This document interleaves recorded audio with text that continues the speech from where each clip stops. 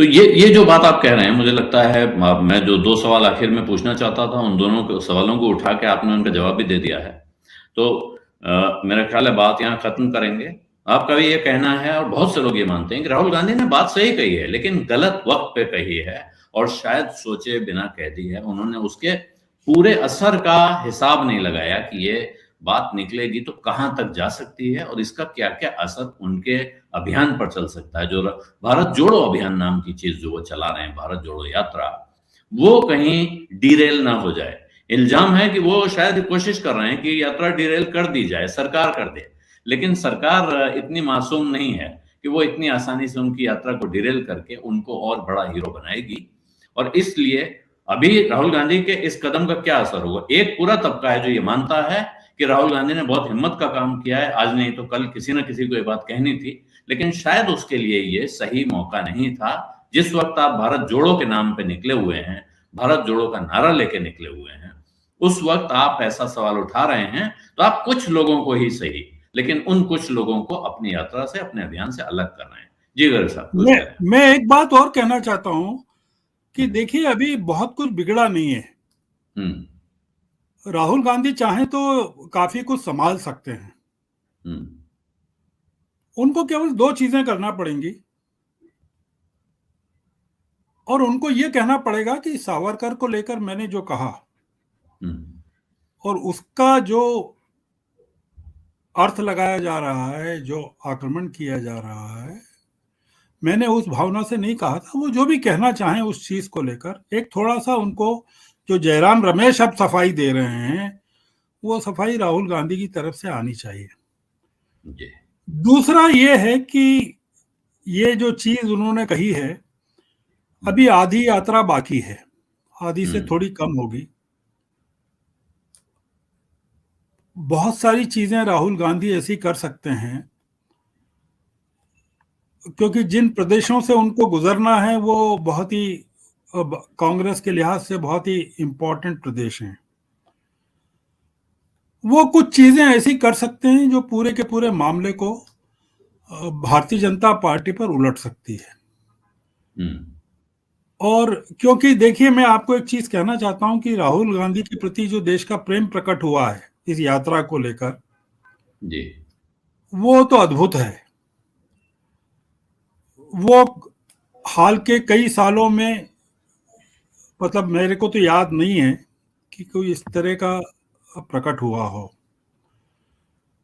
जो हमने देखा था वो 74 में देखा था जेपी के मूवमेंट में, एक इमोशनल कनेक्ट जेपी का था, जो जेपी को देखकर मतलब भाव विभोर हो जाते थे। रात को 12 बजे, 1 बजे, 2 बजे भी मैंने हुँ, स्टेशनों पर जब जेपी के साथ हम यात्रा करते थे तो देखा है।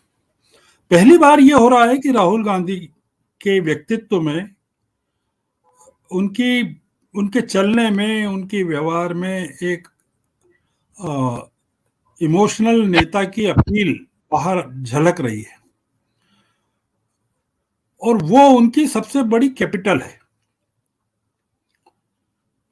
उनको इस चीज का फायदा लेना चाहिए कि लोग उनको बहुत मोहब्बत कर रहे हैं, लोग चाह रहे हैं और लोगों की उम्मीदें उनसे बहुत अलग किस्म की हैं।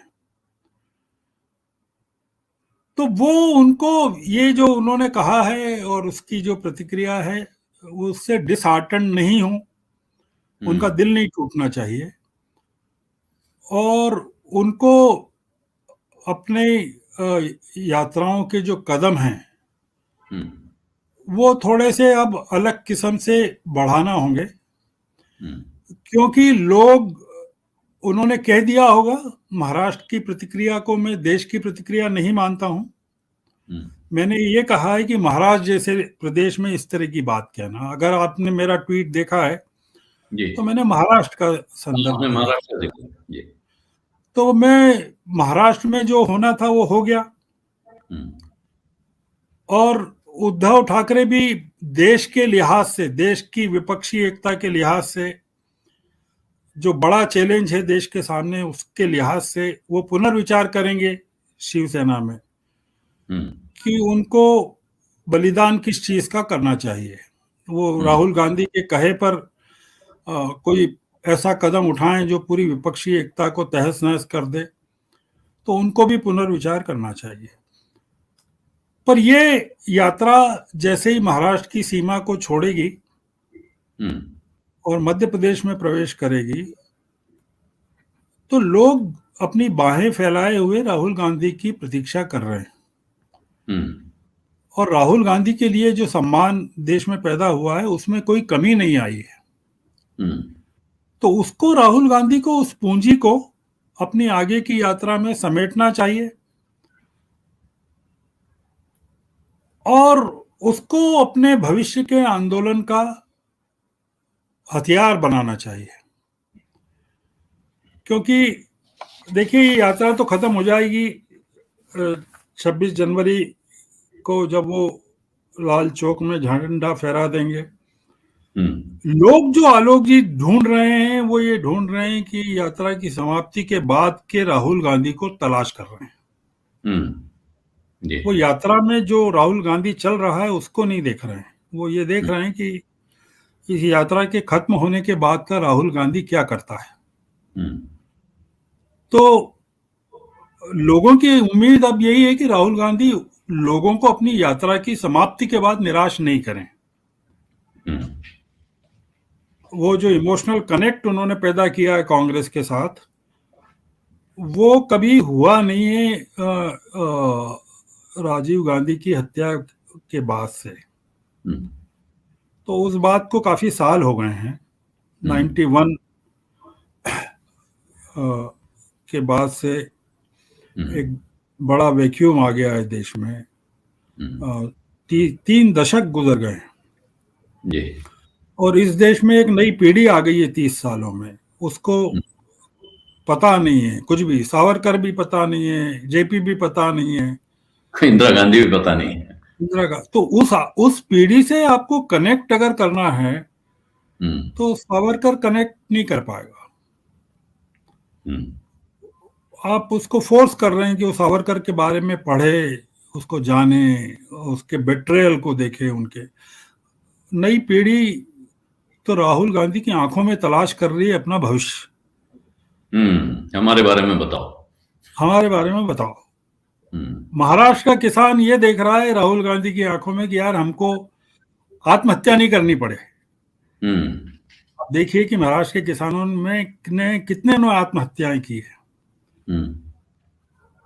और जिस इलाके में वो थे, मराठवाड़ा में या विदर्भ में, वहां क्या हुआ है।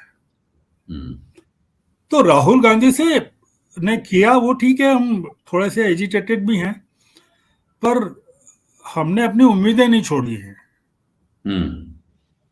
और हम अभी भी मानते हैं कि वो उनकी आगे की आधी यात्रा हम लोगों को वो चीज देगी देश को जो उनकी पिछली आधी यात्रा ने नहीं दिए हैं। तो मैंने इस यात्रा से कोई उम्मीदें खत्म नहीं की हैं। थोड़ा सा दुख है मन में, तो वो ठीक है, वो समय के साथ वो भी खत्म हो जाएगा। सत्य हिंदी का ऐप डाउनलोड करें गूगल प्ले स्टोर पर।